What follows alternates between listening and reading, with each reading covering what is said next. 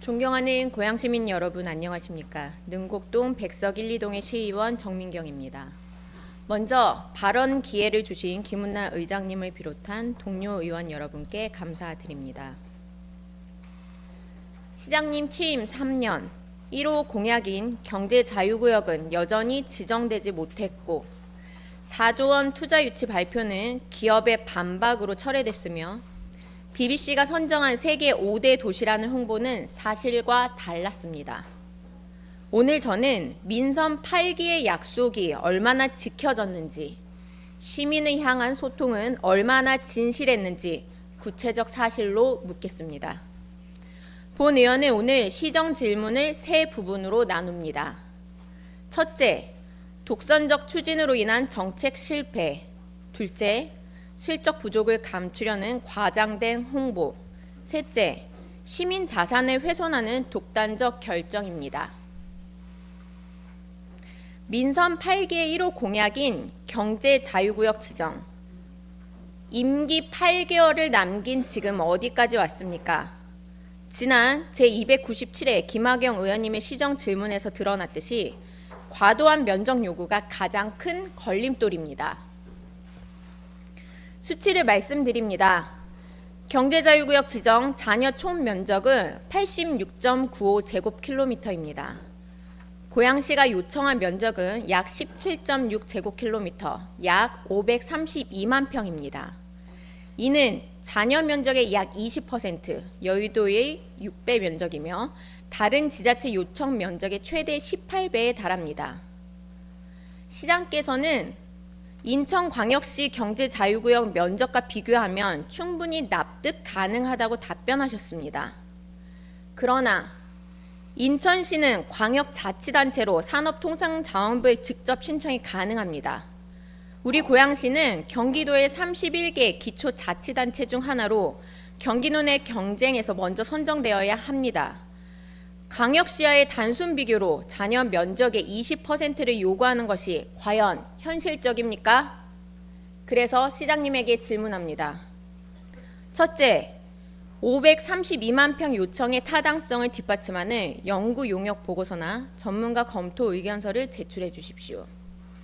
둘째, 임기 8개월을 남긴 지금 경제자유구역 지정 가능성을 몇 %로 평가하십니까? 셋째, 현재 면적으로 경기도 승인을 받지 못할 경우 면적 축소 재협상 계획이 있습니까? 두 번째는 청년 기본소득 폐지입니다.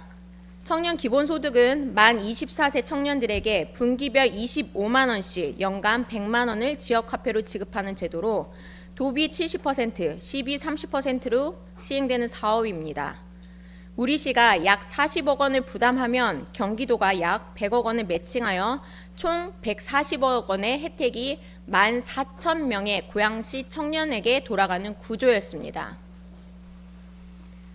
시장께서는 취임 이후 줄곧 국비 및 도비 확보를 통해 시민들께 더 많은 혜택이 돌아가도록 하라고 강조해 오셨습니다. 그런데 왜 경기도가 70%를 부담하는 이 사업을 폐지하셨습니까? 현재 경기도 31개 지자체 중 청년 기본소득을 중단한 곳은 고양시와 성남시 단 2곳뿐입니다. 고양시의 공식 입장은 음식점, 편의점 등의 소비에 70%가 사용되고 취업 및 자기 개발은 3%에 불과하다는 것이었습니다. 그러나 경기도는 이미 작년부터 4차례의 정책 토론회를 걸쳐 올해 9월부터 연 매출 12억 원 이하, 노래방, 모텔 등 일부 업종 사용 불가 등 사용처 개선을 실시하였습니다. 경기도 31개 지자체 중 우리 고양시의 재정 자립도는 중간 정도입니다. 고양시보다 재정 자립도가 낮은 지자체들도 시민 혜택을 위해 예산을 편성하고 있습니다. 그래서 시장님에게 질문합니다. 첫째, 도비 100억 원을 포기하는 청년 기본소득 폐지 결정에 대해 시민 의견 수렴 절차를 거치셨습니까? 주민참여예산위원회나 청년정책위원회의 의견은 들으셨습니까? 둘째, 경기도 29개 지자체가 청년 기본소득을 유지하는 것에 대해 어떻게 평가하십니까? 셋째, 청년 기본소득을 대체한 고양형 미래 패키지를 통해 실제로 몇 명의 청년이 혜택을 받았고 예산 집행률은 얼마나 됩니까? 구체적 수치로 답변해 주십시오. 경제 자유구역이 표류하고 청년 복지가 후퇴하는 상황에서 시장께서는 도리어 실체 없는 성과 만들기에만 집중하셨습니다. 업무 협약 또는 투자 의향서 체결을 마치 투자가 완료된 것처럼 홍보하지 않으셨습니까? 세 가지 대표적 사례를 말씀드립니다. 먼저 천문학적 금액의 두 건입니다. 2023년 8월 국제 디지털 경제 발전 추진위원회와의 1조 3천억 원 규모 투자 의향 협약. 이 단체는 협약 체결 단 5일 전인 8월 23일에 발족한 단체입니다. 협약 이후 어떤 활동도 찾아볼 수 없으며 김혜련 의원님이 지적하신 대로 국제 코인 사기에 악용될 수 있다는 우려까지 제기되었습니다. 24년 3월 중국 북경 자동차와의 4조 원 규모 업무 협약. 고양시가 3월 6일 발표한 이 협약에 대해 북경 자동차 측이 사실무근이라고 강력 반발하며 법적 검토까지 언급했고 결국 고양시는 관련 내용을 철회했습니다. 다음은 본 의원이 직접 추궁한 사례입니다. 2024년 8월 일본 나이티아의 300억 원 규모 투자 의향서입니다. 본 의원이 지난 제288회 시정 질문에서 담당 부서에 해당 기업의 세부 자료를 요청했더니 법인 등기부 등본과 이력서가 전부였습니다. 회사 포트폴리오나 재무제표 같은 기본 자료조차 없었습니다. 더욱 놀라운 것은 회사 이력서에 명기된 사무실 주소가 회사 건물이 아닌 도쿄 미나토구 이이쿠라 힐즈라는 아파트 8층으로 확인되었습니다. 고양시 업무 제휴 및 협약에 관한 조례 제5조는 시장이 협약 체결 전 제휴 기간의 적정성과 업무 처리 능력을 충분히 검토해야 한다고 명시하고 있습니다. 그런데 본 의원이 기업에 대해 어떻게 파악하셨습니까? 라고 질문하자 시장님은 세부적인 내용은 부서에서 파악하고 있기 때문에 나중에 알려드리겠다며 제대로 답변하지 못하셨습니다. 그래서 시장님에게 질문합니다. 첫째, 현재까지 체결된 업무 협약 또는 투자 의향서는 총 몇 건이고 그 총액은 얼마입니까? 둘째, 그중 실제로 투자가 이루어진 건은 몇 건이고 실제 투자 금액은 얼마입니까? 구체적 수치로 답변해 주십시오. 셋째, 방금 언급한 3개 단체 또는 기업과의 협약은 현재 어떻게 관리되고 있습니까? 정기적 이행 점검을 하고 계십니까? 과장된 홍보는 투자 유치에만 그치지 않았습니다. 먼저 두 건의 사실 왜곡 사례입니다. 지난 제289회 시정 질문에서 본 의원이 문제를 제기했던 BBC 홍보입니다. 고양시는 본관에 현수막까지 걸며 BBC가 선정한 더 나은 세상을 만드는 세계 5대 도시라고 대대적으로 홍보했습니다. 그러나 BBC는 세계 여러 도시 중 5개를 우수하다고 선정한 것이 아니라 단순히 5개 도시를 소개한 것에 불과했습니다. 24년 4월 시장님의 베트남 국외 출장을 앞두고 고양시는 자비로 출장을 간다는 보도자료를 배포했습니다. 그러나 본 의원이 행정사무감사를 통해 지적한 결과 실제로는 공적 마일리지를 사용한 것으로 밝혀졌습니다. 고양시는 정정 보도자료를 배포했으나 기존 기사의 정정을 요청하지 않아 현재까지도 부정확한 내용이 인터넷에 게재되고 있습니다. 마지막으로 의회에 대한 부정확한 보고입니다.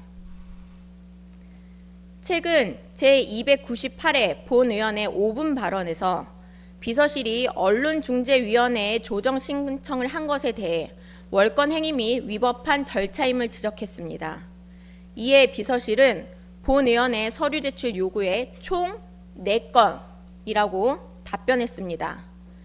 그러나 본 의원이 언론중재위원회에 직접 정보 공개 청구를 한 결과 실제 건수는 7건으로 확인되었습니다. 그래서 시장께 질문합니다. 첫째, 여전히 우리 고양시가 BBC가 선정한 세계 5대 도시 중 하나라고 생각하십니까? 이러한 사실 왜곡을 통해 성과를 부풀리는 것이 바람직하다고 보십니까? 둘째, 베트남 출장 당시 자비부담이라는 부정확한 보도가 나가게 된 경위를 설명해 주십시오. 셋째, 언론중재위원회 조정 신청이 실제로는 7건임에도 4건으로 축소 보고된 경위를 밝혀주십시오. 의회에 부정확한 서류를 제출한 것에 대해 어떻게 책임지실 겁니까?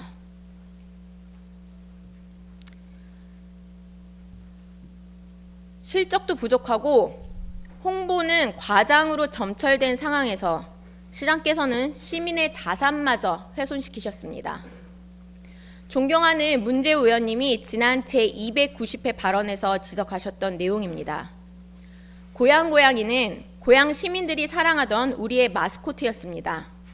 실적을 말씀드립니다. 한국콘텐츠진흥원 우리 동네 캐릭터 대상에서 2018년 특별상, 2019년 최우수상, 2020년 최우수상으로 연속 3년 수상했습니다. 2020년 역대 수상작 지원 사업에 선정되었으며 시장님 취임 후인 2022년 10월에도 역대 수상작으로 참여하여 호평을 받았습니다.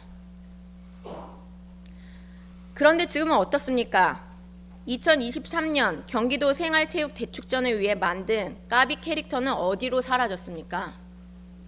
현재 홈페이지에는 민선 8기 이전부터 사용되던 가와지 벽시 캐릭터만 남아 있습니다. 전국 누가 벽시 캐릭터를 보고 고양시를 떠올리겠습니까? 시장님은 고양이 캐릭터가 고양이에만 매몰되는 한계가 있다고 답변하셨습니다.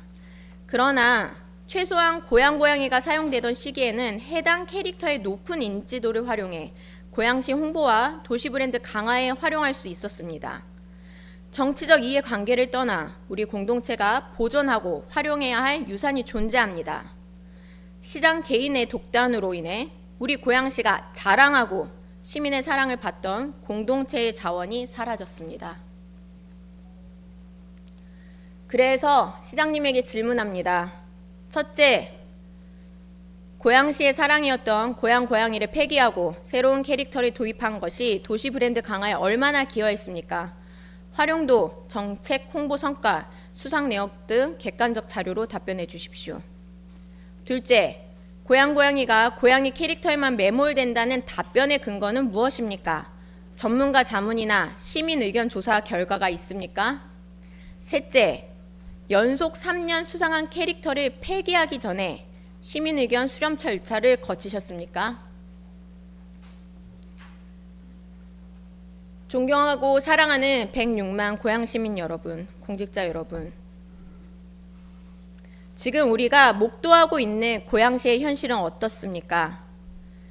경제자유구역은 과도한 면적 요구로 표류 중이고 투자 유치는 검증되지 않은 업무 협약만 양산했으며 청년복지는 도비 100억 원을 포기하며 후퇴했고 홍보는 사실 왜곡으로 점철되었으며 시민이 사랑하던 캐릭터마저 독단으로 폐기되었습니다.